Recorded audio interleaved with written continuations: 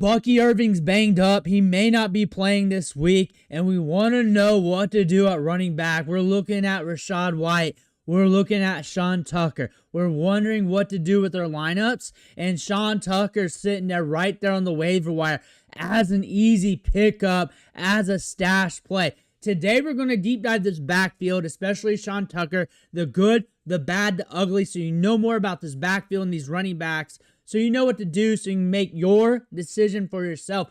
But before we dig in, you need to click that subscribe button right now. When news happens like this, deep dive, everything around that player, maybe the inverse effects if it's a trade, both teams getting deep dives. On top of that, we're going deeper than any other channel out there, covering the waiver wire every single day, and we're helping you set your lineups by looking at the matchups and player rankings.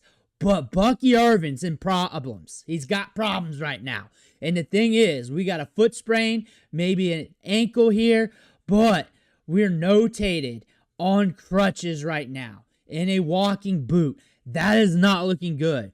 I mean, the odds of him playing while he's in a walking boot on Wednesday is not good. This is not a good look right now for Bucky Irving. And he does have a little bit of an injury history, but nothing too significant so far. He does get banged up. He hasn't missed games yet. We'll say yet so far. Rashad White's the next man up. That is the easiest thing. I did my running back rankings today, and I talked about if he got anointed where I had him ranked. I talked about him in the video below. I think that's around the early 20 range, and I think if Bucky's 100% out, he jumps up a good bit, but he's next in line. He's next in line. He's getting targets out of the backfield. He'll be running the routes. He'll be getting the opportunities. But this team loves to run the football. They like to use two running backs. And also, long-term, if this is a long-term injury, Rachaad White is good at not getting injured too often, but running backs are going to running back. That's the thing. So you got to look at Sean Tucker. We have one carry on the season. We've barely seen any snaps. But from what we saw last year, he can be good in opportunity. He is a very good running back prospect. He is a very good running back prospect with a lot of upside. This is a running back that can be an RB1 on any given Sunday. Every team in the league would love Sean Tucker one way, shape, or form as their RB2, as their RB1. Just like in this scenario right here, he's a very good running back prospect. This is a guy that was one of the top running backs in college football. The thing is, Rachaad White has been looking good on the field too. This is one of the few years of his career where he's been efficient with the ball in his hands. He's been explosive. And now you're looking at Sean Tucker, though. There is some meat on the bone. Do I 100% agree with this take here?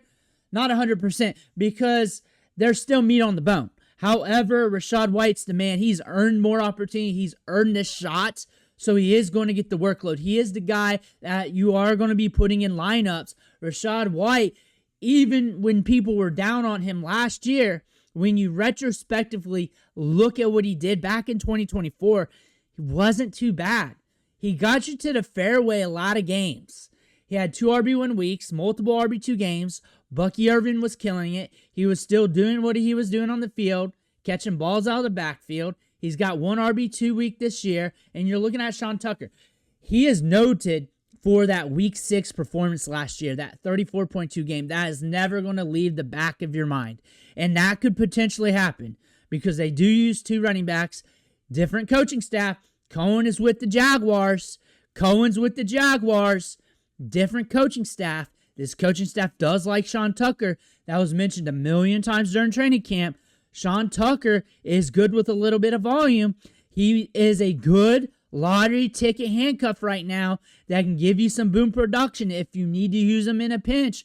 Sean Tucker does have a lot of upside here. He's a very good prospect. We saw that at Syracuse. Just going back to this, 1,500 yards, 12 touchdowns, and then another 1,000-yard season, 11 touchdowns. Got more work in the passing game that year. Ran 100 more routes that season in 2022. And then his yards after the catch per reception, 8.2 that season. But he had an 8 out of 2. They were running him routes downfield. And then 13.3, 16.1, 10.7. Average yak per reception. This guy can get it in space. He's explosive in space. 2021, 4.11 yards after contact per attempt. He's nasty. 66 missed tackles forced. The next year was a little bit different with the quarterback play and everything. That offense was a lot different that next year. 1,500 yards, 12 touchdowns, one of the top running backs in college football, goes undrafted. Why? Gets a heart condition, finds that out during the combine, finds that out during medicals. That just kills the draft for him. Falls out of the draft. Tampa Bay picks him up, and now we've been rooting for him to come back. The fact that we're even still in the league right now, the fact, even without the heart condition, after being a UDFA, and we're here. We had that 32.6 point game in week 6 last year. He's a very good running back prospect. He did not fall out of the draft due to lack of talent. He fell due to a condition. And also, this team kept bringing in running backs. Rachaad White. They brought in Bucky Irving, and they keep hitting at the position. And he's a UDFA. So it's tough to carve out a role. But they like him. They keep bringing him up. They keep talking about him. And then when we see him on the field, he's good. He's a good running back. Bucky Irving, if worst is worst, he's going to be out. Rachaad White's obviously the next man up. But there's meat on the bone in this offense. 71 rushing attempts so far for Bucky Irving. Rashad White's still getting 23. So that being said, Sean Tucker's getting work. Sean Tucker's getting opportunity. And Rashad White's rostered in most leagues. He might be on waivers in yours, but he's rostered in most leagues, which means Sean Tucker has to be a get off the waiver wire when you look at some more of these numbers. Maybe a 20% share of the rushing attempts. Could be 15-ish. Could be 20-25. We got to see. But Rachaad White's not 100% efficient between the tackles. Like with him, with a Bucky Irving workload may not work out that well, and they may need Sean Tucker. That's the thing about that. That is where I disagree with Rachaad White just getting all the workload because he's been getting the touches. That's where I disagree, because historically, Rachaad White has not been efficient, and you're looking at the snaps, the opportunity share, 36% to 13%, Bucky and White. So if that even transfers, which it's not, White to Tucker, you're using him. You're using him. There's opportunity here in this offense because they use these running backs a lot. But it's going to be different, and it could be Rachaad White 30 and Sean Tucker 20 because the efficiency, I'm guessing, is going to drop for White because historically it has between him and running in the tackles and the run game. And you're looking at the routes ran. Bucky has been running 20.25 routes per game. Rachaad White 10. So it should probably be like 25 routes for Rachaad White and around 10-ish for Sean Tucker. Rachaad White's great in the passing game. He's too good in the passing game. You're going to put him out there in the flats. He's good at that. That's where he makes the money. That's where he's solid. That's why he's getting all those reps too. That is why he's very good in the passing game. That's where he's efficient. Him and Irving, him and old Buck, they're a good tandem together because where one excels, the other one also excels because he's also good in the passing game, but he alleviates some of that workload. But look at this. They're running 30 rushing attempts per game, top third of the NFL, 42% rush rate, but they're also one of the faster-paced teams in the league, 25.8 seconds between snaps. This is the whole game, not neutral game script, but they operate fast. We know they're in crazy game scripts. We know they're in matchups here where they got to move the pace. So Sean Tucker's going to be out there. He's going to be getting workload. So when you're looking at this from game to game to game to game script to game script, he's a lottery ticket dart throw that's going to be on opportunities to cash out. He deserves to be on a bench. He deserves to be on a bench. We got some matchups coming up that middle of the road. We got some good matchups coming up. We do not know how long Bucky's going to be out, if at all, but he's a good lottery ticket handcuff running back nonetheless. And then also there's a good chance we're getting some opportunities here. He could be a touchdown hitter for you. You may want to stash. This is a run-heavy team. They use their running backs heavy. This is a good running back prospect. He's actually been a lottery ticket stash the whole season. The problem with that is that there's so many lottery ticket running back stashes, but now he's getting anointed another step. Now he's up there with the top stashes. I got him up there with his top stashes. When you're looking at rankings for this week and going forward, I did the rankings video. I talked about that earlier.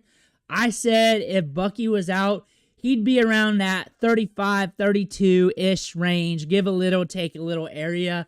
So he's a gamble flex right now till we see more of the touches. I think I really disagree with what they're saying. Rashad White's just going to step in and take all the workload. He's going to take a lot of the workload. So that's why you may not need him, especially if you're looking for a lineup play for the minute. But he's also going to get some workload by proxy by how much they use these running backs. He can't get all the workload. Rachaad White's not 100% efficient, especially between the tackles.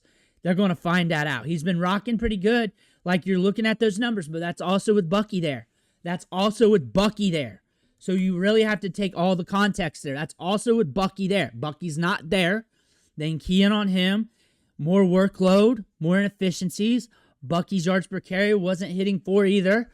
Rachaad White, historically, has not been as efficient as Bucky between the tackles. He's not going to be as efficient as Bucky between the tackles with more workload, or he'd be getting the workload. That being said, Sean Tucker has some goods to his game. He's going to be getting work and opportunities. He's worth a stash on a bench in a league, in every league, in 12-man or more. He's worth a stash. He's a gamble lineup start. I would not start him this week in most lineup scenarios. You just throw him in lineup and close your eyes and hope he crosses the goal line. That's what you're doing with Sean Tucker right now if you want that analysis. But he is worth picking up off waivers as a handcuff lottery ticket running back right now. Let me know what you think in the comments below. I want to hear about that. Make sure to hit that subscribe button on the way out. One thing for watching. Catch you on the next video.